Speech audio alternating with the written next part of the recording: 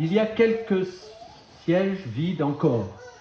Peut-être même des fauteuils sont au fond encore non utilisés. Alors, j'ai pour vous, pour nous, pour l'Église, une bonne technique de vente pour augmenter les finances de l'Église et le nombre de participants au culte.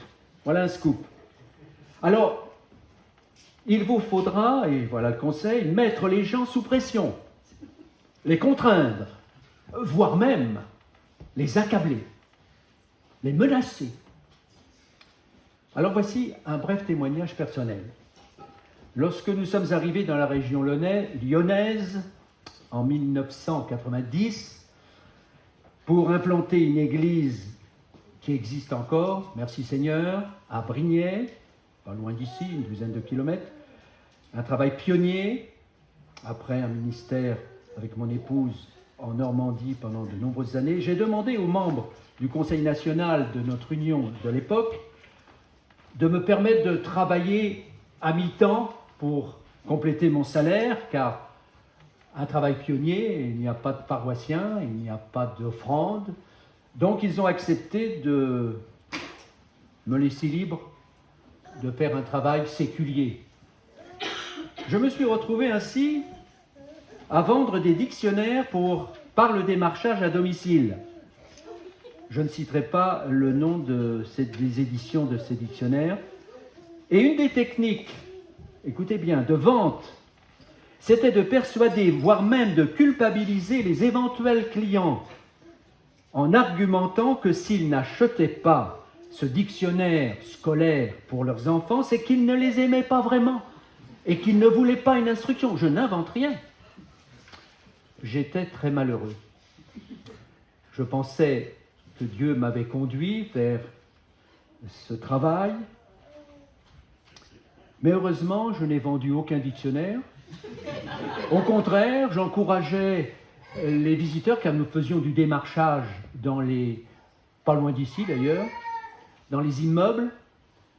On frappait aux portes, les gens me recevaient, et au bout de parfois 1 heure, je leur disais, écoutez, ce n'est pas pour vous ce dictionnaire.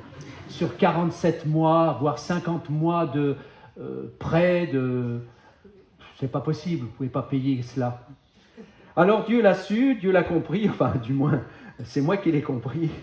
Et 15 jours plus tard, Dieu m'ouvrait une porte, d'ailleurs pas loin d'ici, comme c'est curieux, à Gerland, à l'état-major de Lyon-Gerland. Pendant 15 ans, j'ai accompli un demi-temps d'aumônier militaire à l'armée. Mais ça, c'est une autre histoire. Alors évidemment, je ne vais pas vous donner une recette ni une liste de choses à faire pour remplir l'Église. Je continue mon développement. Dans son message du 5 mars, vous vous en souvenez, notre pasteur, commençait sa prédication par cette question fondamentale: l'Église chrétienne, ça existe pourquoi? Dans quel but? Alors, je vais prolonger d'une manière différente ce questionnement principal. Alors justement, je viens de terminer la lecture d'un livre, un livre d'aventures passionnantes, d'actions, de luttes et de victoires. C'est un livre moderne, écrit comme pour des jeunes, mais qui s'adresse à tous, quel que soit leur âge. Le titre de ce livre, vous l'avez dans vos Bibles. Le livre des Actes des Apôtres. Alors en fait, il devrait s'intituler « Les actes du Saint-Esprit » ou « Les actes de Jésus-Christ à travers les apôtres ». Ce livre, dans le canon du Nouveau Testament, indispensable, écrit à la suite du 3e évangile par Luc, le médecin bien-aimé, compagnon de Paul, et il fut le premier historien de l'Église naissante. Ce livre a été écrit aux environs de 60 après Jésus-Christ. En fait, c'est le Saint-Esprit qui, par son ministère spécifique, à diriger, contrôler, qualifier l'Église primitive, la fortifiant et la faisant grandir en nombre, en puissance spirituelle et en influence dans tout le bassin méditerranéen. Ce livre couvre une période d'environ 30 ans, depuis l'ascension du Seigneur au séjour de Paul à Rome comme prisonnier. Il est indispensable dans la compréhension du Nouveau Testament. Pourquoi ? Parce qu'il nous permet de comprendre ce qui s'est passé entre les évangiles, Matthieu, Marc, Luc et Jean, et l'épître de Paul aux Romains, que notre pasteur a médité pendant de nombreuses semaines. Les évangiles se terminent par la tragédie de la croix, et malgré la résurrection ignorée par l'ensemble des Juifs et des Romains, il ne reste qu'un tout petit nombre de disciples, malgré les promesses du Christ ressuscité dans Matthieu 28, et les perspectives d'expansion mondiale de l'Évangile semblent à ce moment-là nulles. Et pourtant, Dieu avait fait des promesses. Mais elles étaient en devenir. Et tout à coup, nous voyons les épîtres, les apôtres, à partir de l'épître aux Romains, qui sont transformés. Des églises qui sont fondées partout. Les païens se convertissent. Des communautés s'implantent à Antioche, à Corinthe, à Éphèse, à Philippe, à Thessalonique, à Colosse. Pourquoi ? Parce que Dieu a tenu ses promesses. Il tient toujours ses promesses. Et ce livre est un manuel exceptionnel qui nous permet en fait d'étudier plusieurs thèmes et qui ont toute leur importance. La personne du Saint-Esprit, 50 fois dans les Actes des Apôtres, il est une question du Saint-Esprit ou de l'Esprit de Christ. Les principes missionnaires, comment en quelques décennies l'Évangile s'est répandu à travers tout le bassin méditerranéen, jusqu'en Europe. Je vais y revenir. On peut étudier aussi les thèmes de la prédication de l'Évangile, sa structure, comment les apôtres ont apporté cette parole, sa croissance, mais aussi les débuts d'une opposition de plus en plus virulente qui va jusqu'à persécuter et mettre à mort les adeptes de la voie. Acte 24, Paul, devant Félix, le gouverneur, déclare « Je sers le Dieu de mon Père selon la voie qu'ils appellent une secte. » Et peut-être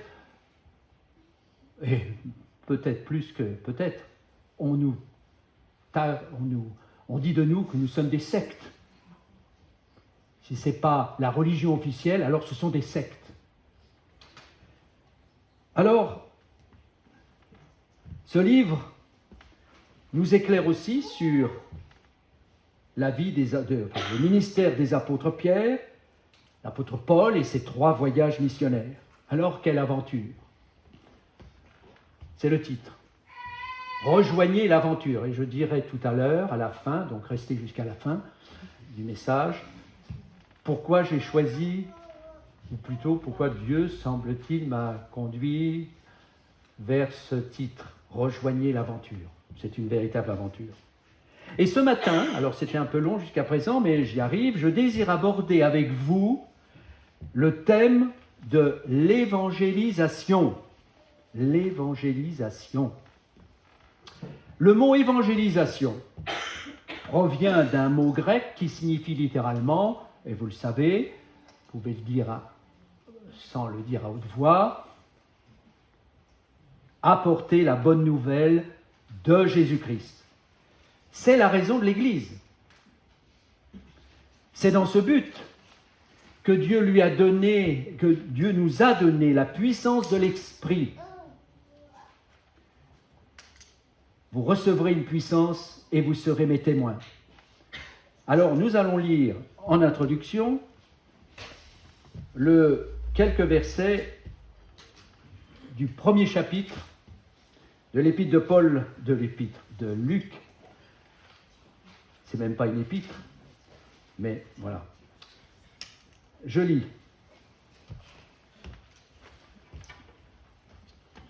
Théophile, j'ai parlé dans mon premier livre de tout ce que Jésus a commencé de faire et d'enseigner dès le commencement jusqu'à ce jour où il fut enlevé au ciel après avoir donné ses ordres par le Saint-Esprit aux apôtres qu'il avait choisis. Après qu'il eut souffert, il leur apparut vivant et leur donna plusieurs preuves, se montrant à eux pendant 40 jours et parlant des choses qui concernent le royaume de Dieu.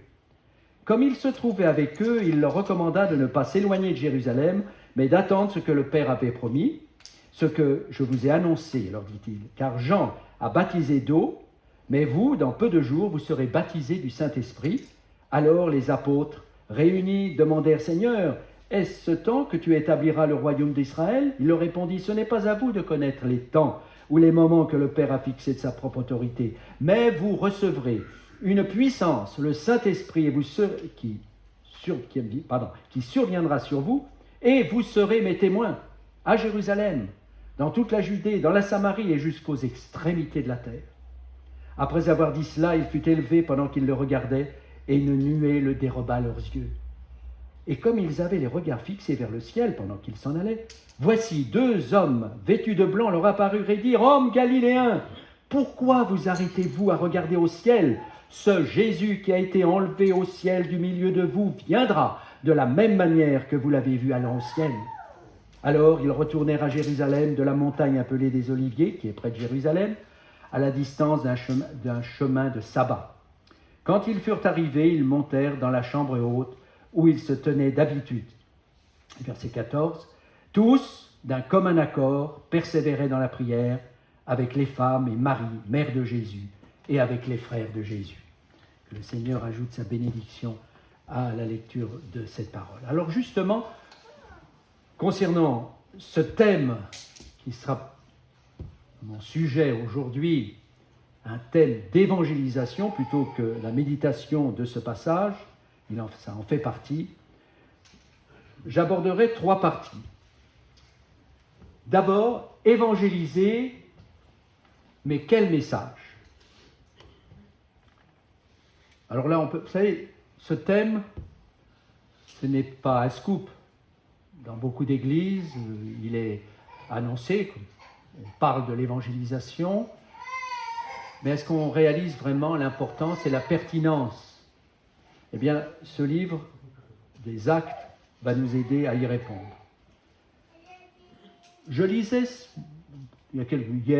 probablement hier, cette parole d'une actrice française, petite fille d'un dramaturge connu.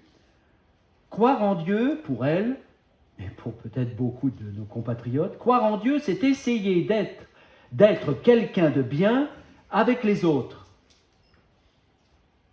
C'est essayer d'être quelqu'un de bien avec les autres. Est-ce le premier message des apôtres? Est-ce notre message?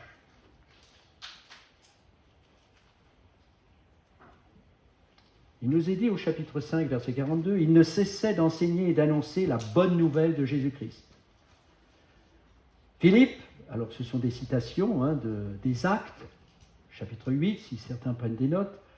Philippe étant descendu à Samarie, il prêcha le Christ. Commençant par un passage du prophète Ésaïe, il annonça à l'Éthiopien la bonne nouvelle de Jésus-Christ. Au chapitre 16, Paul dit au geôlier, « Crois au Seigneur Jésus et tu seras sauvé. » Au Seigneur Jésus. Et Paul, dans son épître aux Corinthiens, au chapitre 15, nous donnera la définition de la bonne nouvelle. « Je vous ai enseigné avant tout, comme vous l'avez aussi reçu, que Christ est mort pour nos péchés, selon les Écritures, qu'il a été enseveli, qu'il est ressuscité le 3e jour, selon les Écritures. » Voilà un encouragement pour nous tous. Quiconque pour vous et moi. Quiconque a expérimenté le salut peut raconter à un autre ce que Jésus a fait pour lui. Et le message principal, le premier message principal, c'est Jésus. Jésus-Christ, mort et ressuscité. Ce n'est pas simplement Jésus, un modèle de vie comme Gandhi ou d'autres qui ont une vie plus ou moins exemplaire. Non, Jésus, son message, sa vie, ce qu'il a dit, ce qu'il dit de lui-même. Jésus dit, je suis Dieu. Ceux qui ont vu Jésus ont vu Dieu. Mais il est mort sur la croix pour mes péchés. Conscient, inconscient, volontaire, involontaire. Il a pris ma place sur la croix. Mais il n'est pas resté prisonnier de la tombe, car il n'y aurait plus aucun disciple de Jésus-Christ aujourd'hui. Seuls quelques religieux qui suivraient un homme de bien. Mais il est ressuscité, il est monté au ciel, et il reviendra de là pour juger les vivants et les morts. Mais le deuxième message que les apôtres vont apporter, si c'est Jésus, d'ailleurs, je voulais le signaler avant, pendant des années et des décennies, je peux dire, un film évangélique édité par Agapé France a distribué, projeté des centaines, des milliers, des millions de fois, je crois, pendant des décennies, ce film Jésus. Si vous n'avez jamais vu un beau film sur Jésus, eh bien, je ne peux pas vous donner ce DVD, c'est démodé maintenant, mais on ne les distribue plus. Mais des centaines, des milliers de personnes, il a été traduit en de nombreuses langues, mais c'est Jésus. D'ailleurs, je fais des petites parenthèses, hein, ça c'est mon défaut peut-être, ou ma qualité, j'en sais rien, mais enfin, c'est ma tradition d'église.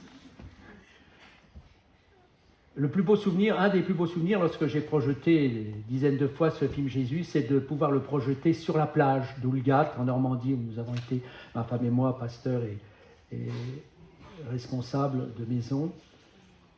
Et il y avait vraiment foule, il y avait vraiment beaucoup de monde sur cette plage immense, projeter le film de Jésus. Et après, de pouvoir discuter avec les gens sur la vie de Jésus. Maintenant, c'est peut-être différent, mais le principe reste le même, faire connaître Jésus. Vous savez, vous pouvez parler de Dieu. Je crois en Dieu. Bon, ben oui, c'est bien. Moi, je n'y crois pas. Vous avez la chance. C'est un privilège, peut-être. Mais parler de Jésus, là, c'est différent. Je crois en Jésus. Je crois qu'il est mort et ressuscité. Il est mon sauveur et mon Seigneur. Et je pense que vous pouvez le dire aussi, la plupart d'entre vous. C'est très différent. Et Jésus apporte la contradiction. C'est lui-même qui le dit. Et c'est ce que nous allons voir dans quelques instants. Alors, les disciples font connaître ensuite tout le conseil de Dieu. Partant de la personne de Christ, son œuvre, fidèle à ce qu'il a enseigné, ils exposent les vérités nécessaires à la vie chrétienne. Nous pouvons là les énumérer, on en a pointé 7, mais il y en a certainement d'autres. J'ai pris dans le discours de Pierre, mais on pourrait aussi prendre le discours de Paul. Alors j'énumère rapidement. Hein. Dieu a envoyé son Fils. Ce Jésus a été crucifié selon le dessein de Dieu. Dieu l'a ressuscité et glorifié, prouvant ainsi sa divinité et confirmant son autorité. Nous en sommes tous témoins. Repentez-vous et convertissez-vous. Vous recevrez le pardon des péchés et le don du Saint-Esprit. Et enfin, sinon, le jugement vous atteindra. Ces vérités sont fondamentales et toujours d'actualité depuis 2000 ans. Est-ce que nous en sommes conscients ?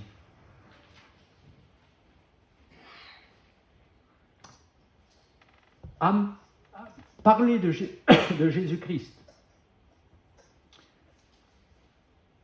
apporter le message d'espérance, répondre à ce que Jésus lui-même a enseigné. Ne disait-il pas dans Marc au chapitre 1, « Repentez-vous et convertissez-vous et croyez à la bonne nouvelle ». Ensuite, il faut aussi, ces nouveaux convertis doivent être enseignés dans la parole. Trop de personnes qui, de manière sentimentale peut-être, ou par un élan d'émotion ou de conviction de péché, conviction passagère, ont abandonné. C'est la parabole des 4 terrains. Je bénis Dieu pour les campagnes d'évangélisation que vous n'avez pas connues, ne serait-ce que celle de Billy Graham dans les années 50 et plus tard 80, où des centaines, des milliers de personnes venaient écouter le message du prédicateur qui était centré sur la personne de Jésus-Christ, qui s'avançait de tous les gradins. J'avais envie de m'avancer aussi, mais j'étais déjà chrétien et converti. Mais c'était lent aussi, émotionnel certainement, mais peu importe. Que sont devenus ces convertis ? Dieu soit béni, beaucoup ont été pris en charge par des conseillers. Il y avait des conseillers, ils avaient des badges. Là déjà, vous voyez. Et ils ont été enseignés, dirigés vers des communautés. Dieu soit béni, mais il faut nourrir les nouveaux convertis. Il faut les enseigner. Les groupes de maison sont là aussi pour fortifier la foi des croyants, mais des nouveaux croyants. Je ne peux vous encourager ici dans cette église, on le fait d'un enseignement scripturaire, biblique, inspiré. Mon deuxième point, parce qu'on pourrait prolonger ce thème, c'est évangéliser un ordre, mais à qui s'adresse-t-il ? Alors, bien sûr, vous connaissez la réponse. À qui s'adresse ? Vous n'y répondez pas à haute voix, je n'oserais pas. À qui s'adresse-t-il le message d'annonce de l'Évangile ? Bien sûr aux croyants, pas au monde. Et c'est là qu'il faut faire attention. Alors je ne vais pas rentrer dans un débat suite à la diffusion du documentaire sur les chrétiens évangéliques, et puis je ne me souviens plus du titre complet, assaillant le monde ou à l'attaque du monde, enfin, vous voyez ce que je veux dire. Je n'entrerai pas dans les détails, mais le CNEF a donné des commentaires et des articles intéressants. Ne mélangeons pas les choses. L'évangile, c'est l'évangile. Le respect de convictions personnelles ne nous concerne pas simplement, c'est la personne de Christ qui doit être annoncée, qui doit être annoncée aujourd'hui, comme hier, comme il y a 2000 ans. D'ailleurs, ça n'a l'air de rien, mais Paul, il y avait déjà quelqu'un qui a dit oui, ce qu'ils disent est vrai. Vous vous souvenez de cette servante possédée d'un esprit de python ? Cela nous est rapporté dans Actes 16, verset 16. Une servante avait un esprit de python, donc de divination, et elle disait « Ces hommes sont les serviteurs du Dieu très haut, ils vous annoncent la voie du salut. » Ça n'a aucune influence sur la vie de celui qui entend l'Évangile. D'ailleurs, qu'a fait Paul ? Tais-toi, ça suffit. Et il a chassé le démon qui avait pénétré dans la vie de cette femme. Évidemment, ça a posé des problèmes après, parce qu'elle ne devinait plus rien.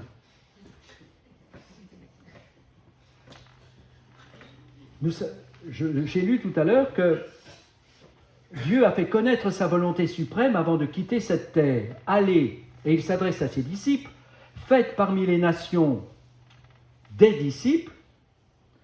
Il y a des traductions anciennes qui disent « faites des nations des disciples ». On ne convertit pas le monde. Faites parmi les nations des disciples. vous serez mes témoins à Jérusalem, dans toute la Judée et jusqu'aux extrémités de la terre. » Alors, c'est vrai que cet ordre qui est adressé à tous les disciples, tous les croyants, le Seigneur l'a répété au travers tout le livre des Actes. Je donne quelques exemples. À Pierre et Jean, emprisonnés à cause de leur témoignage, il dit « Allez, tenez-vous dans le temple et annoncez au peuple toutes les paroles de cette vie. » À Philippe, « Lève-toi, va sur le chemin qui descend de Jérusalem à Gaza, avance et approche-toi de ce char. » Le Seigneur appelle Ananias et malgré ses craintes, l'envoie vers Saul. Pierre, après la vision 3 fois répétée, abandonne ses préjugés à l'égard des païens et va vers Corneille. Et Paul ira en Europe suite à cette vision du Macédonien, passe en Macédoine et secours-nous.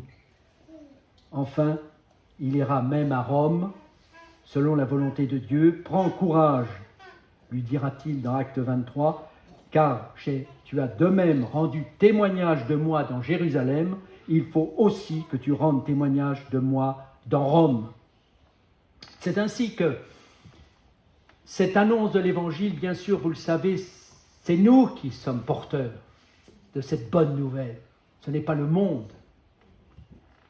Tous les disciples, je dis, tous les disciples, sont engagés dans l'aventure. Ça rejoint mon titre. Il n'y a pas de laïcs d'un côté qui ne font rien, et de l'autre, les serviteurs de Dieu, ceux qui sont payés pour cela, ceux qui ont fait des études, qui doivent faire tout. Certes, il y a des dons différents, et il y a le don d'évangéliste, qui a reçu le don de Dieu d'annoncer simplement, avec des mots simples, mais avec conviction, que le Saint-Esprit lui donne à ses prédicateurs le message, et c'est le message de la croix.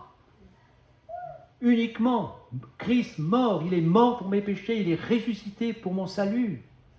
Et il est monté au ciel, il est vivant, il n'est point ici. À Jérusalem, il y a une tombe que visitent souvent les évangéliques et les protestants évangéliques, et sur la porte, il est marqué, le tombeau, il n'est point ici. Alors, on a beau chercher, il n'est point ici, il est ressuscité. Et c'est pourquoi nous sommes là ce matin. Oui, tous les disciples sont engagés dans le service pour Dieu. Le jour de la Pentecôte, les 120 se mirent tous à parler des merveilles de Dieu. Plus tard, des milliers de croyants annoncent la parole de Dieu avec assurance. Après la mort d'Étienne, tous les disciples allaient de lieu en lieu annonçant la bonne parole et la bonne nouvelle. Même quelques hommes de Chypre et de Cyrène, je cite le chapitre 8, prêchèrent aux païens la bonne nouvelle du Seigneur Jésus. Juifs et païens entendent la parole de Dieu, entendent la bonne nouvelle de Jésus-Christ. Le devoir de répandre l'évangile était pour les disciples, les premiers disciples, un impérieux besoin. Et lorsqu'on voulut les en empêcher, ils répondaient « Nous ne pouvons pas ne pas parler de ce que nous avons vu et entendu. » Et dans Luc, il est dit « Si nous nous taisons, les pierres crieront. » Donc une des plus grandes préoccupations du Seigneur pour les siens est qu'ils évangélisent pour atteindre les âmes qui sont encore dans les ténèbres. Ne disait-il pas dans l'évangile de Matthieu, « Vous êtes, lui est, je suis la lumière, mais vous, moi, vous êtes la lumière du monde. Que votre lumière luise devant les hommes. Et qu'il voit vos bonnes œuvres et qu'il glorifie Dieu lorsqu'il les visitera. » Cet ordre du Seigneur d'être un témoin s'adresse à chacun de nous. Comme le dira l'apôtre Paul aussi, si tu confesses de ta bouche le Seigneur Jésus et si tu crois dans ton cœur que Dieu l'a ressuscité des morts, tu seras sauvé. Romains chapitre 10. N'aie donc point honte du témoignage à rendre à notre Seigneur, dit Paul à Timothée. Et Paul lui-même aux Romains déclarera, je n'ai point honte de l'Évangile. C'est la puissance de Dieu, c'est la dynamique de Dieu, c'est le mot grec, dynamique de Dieu, pour le salut de quiconque croit. Mais il y a un troisième point. Évangéliser. Est-ce que la consécration des croyants est importante ? Certes. Voyons de quelle manière elle s'est manifestée, cette consécration chez les premiers disciples. 3 points, sauf erreur. 4. Je peux aller vite. Ils avaient fait don de leur vie. La prison et les menaces ne les empêchaient pas de remplir Jérusalem de leur enseignement. Rappelons-nous la fin d'Étienne.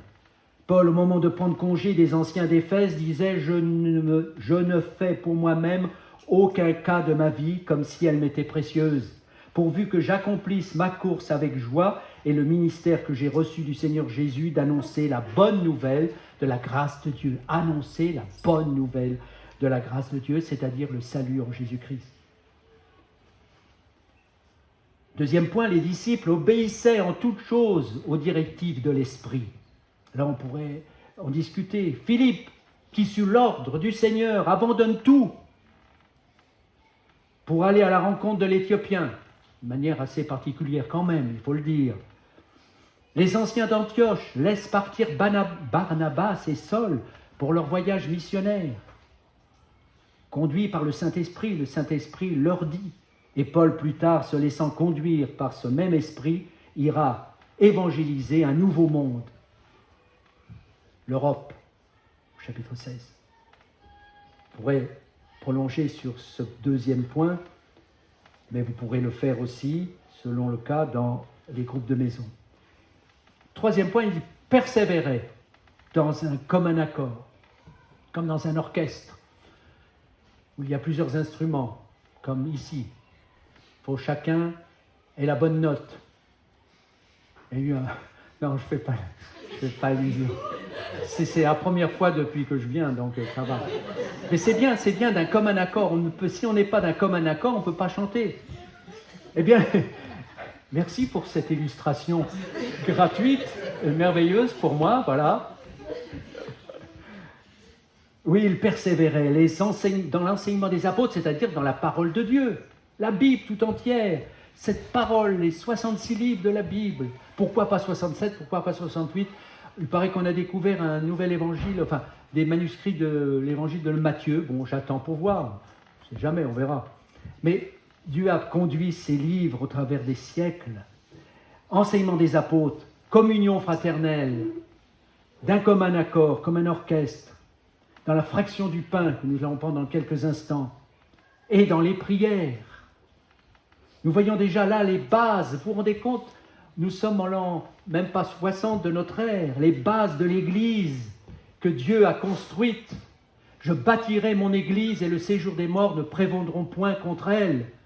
Tu es pierre et sur cette pierre je bâtirai mon Église. Cette Église est fondée sur un Christ vivant et ressuscité. Elle perdurera jusqu'à la fin des temps. Nous ne sommes pas à une époque post-chrétienne en souvenir d'une religion qui a eu son succès. Non. Le Christ que nous adorons est un Christ vivant. Il m'entend, il me voit, il sait ce que je dis. Il répond, il entend nos prières, il y répond pas comme on voudrait, mais il est omniscient, omniprésent, il connaît tout, il sait tout, il est notre Dieu, il est en nous par le Saint-Esprit. Resterons-nous oisifs devant ces merveilleuses promesses, ces certitudes ? Ils faisaient sacrifice dans les actes aussi, on voit au point 3, ils faisaient le sacrifice de leurs biens.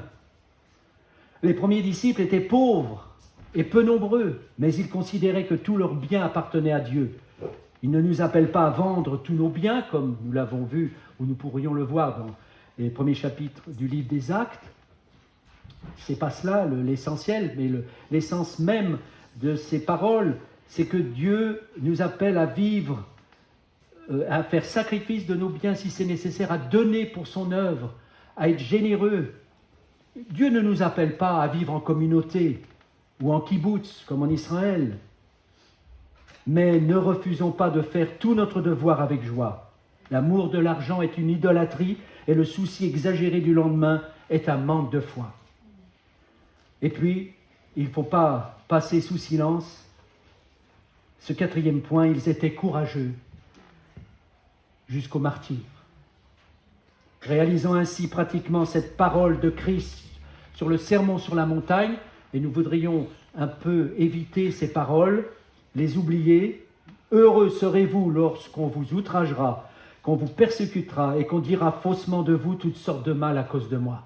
Il y a cet aspect de sacrifice que les apôtres ont tous connu. Ils sont morts crucifiés, ils sont morts en martyrs. Après l'époque apostolique, l'Église traverse une période d'épreuves très violente. J'ai relu des textes sur l'histoire de l'Église des premiers siècles. En dehors du cercle et du monde chrétien, ce sont les persécutions de plus en plus vives. Au-dedans, elle est attaquée par l'hérésie et le formalisme. Citons des hommes qui ont péri à cause de leur foi, Ignace, Polycarpe, Justin, les martyrs de Lyon. Notre pasteur en a parlé, l'évêque Potin, la jeune Blandine. J'ai trouvé une parole qu'elle aurait dite, c'est pas moi qui l'ai trouvée, c'est l'intelligence artificielle. J'ai posé la question, mais le message, c'est pas l'intelligence artificielle, parce qu'elle pourrait faire quelque chose, et non, rassurez-vous, mais j'ai demandé, est-ce qu'on a une parole de Blandine? Eh bien oui, je suis chrétienne, disait-elle, je ne fais aucun mal, mon corps est à vous, traitez-le avec tout le mépris que vous voudrez, mais mon âme n'est pas à votre pouvoir, elle est toute à Dieu. Amen. L'esclave Bibliade, Perpétue, Félicité d'Alexandrie et tous les martyrs jusqu'à aujourd'hui, maintenant. Prions, entre parenthèses, pour le Soudan. Les chrétiens, il y a des missionnaires, leur vie est en danger maintenant, en ce moment. Les étrangers partent. Il y a des menaces. Il y a des temps difficiles qui arrivent pour ces chrétiens. Quand on lit le calendrier de portes ouvertes, les calendriers mensuels, c'est toujours des souffrances, des persécutions, des mises à mort. Oui, jusqu'à aujourd'hui, il y a cet aspect de martyr que nous ne pouvons pas oublier, que nous ne pouvons pas mettre de côté. Je ne crois pas, et vous non plus, à la théologie de la prospérité. Mais il y a cet aspect. Offrez vos corps en sacrifice vivant, saint et agréable à Dieu, ce qui sera de votre part un culte raisonnable. Apôtre Paul aux Romains. Tout ce ministère d'évangélisation est fécond, puisque partout les apôtres fondent et organisent des églises qui résistent presque aussitôt aux pires persécutions.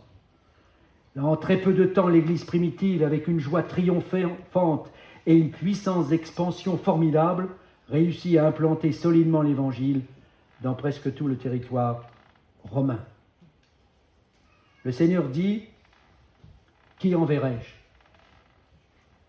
maintenant? Et qui marchera pour nous? Et le prophète Ésaïe répond, me voici, envoie-moi. Alors, Dieu déclare, va et dis. Je reviens au titre de mon message. On arrive presque à la fin, j'espère que ma montre n'a pas fait défaut. Je le saurai par les appréciations de mon épouse tout à l'heure. Vous savez que c'est agréable de vous voir et d'être ensemble. Je sais que la première fois que j'ai apporté un message ici, j'étais contracté. C'était pas évident, un autre monde évangélique.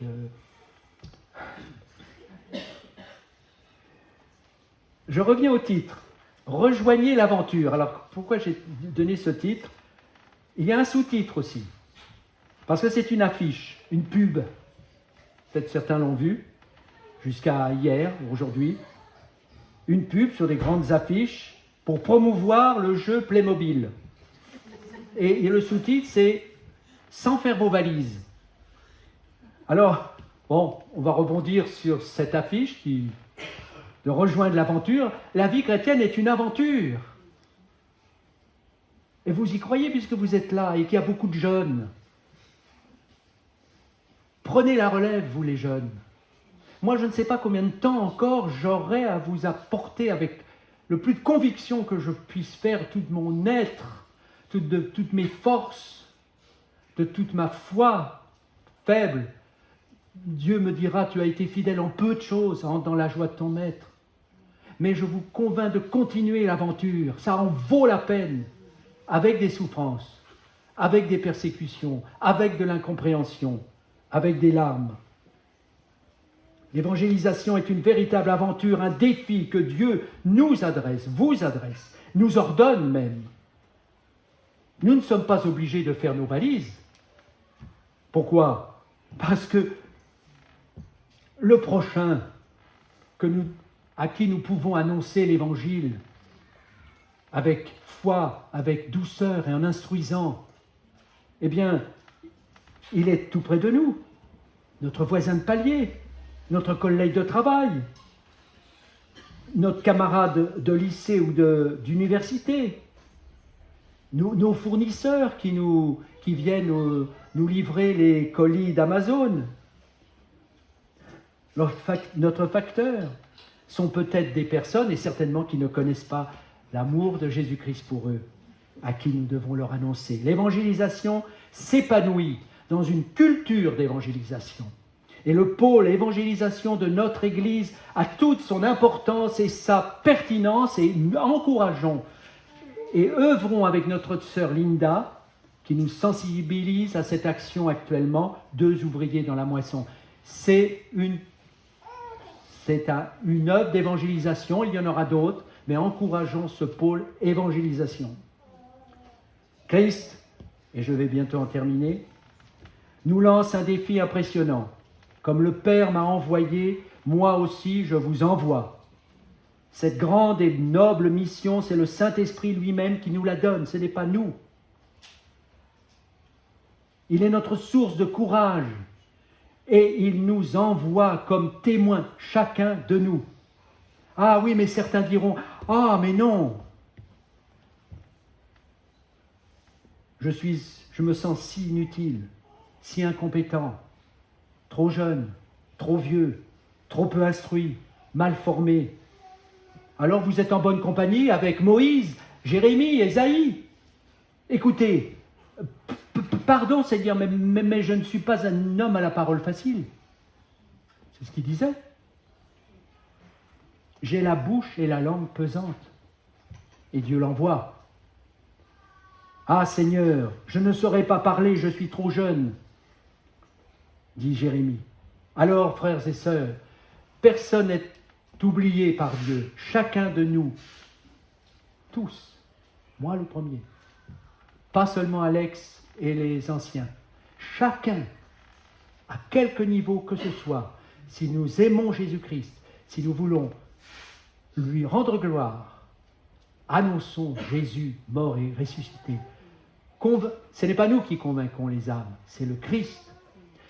J'ai grandi dans une église évangélique et il y avait à l'entrée, pendant de nombreuses années, une affiche, on ne pouvait pas ne pas la voir,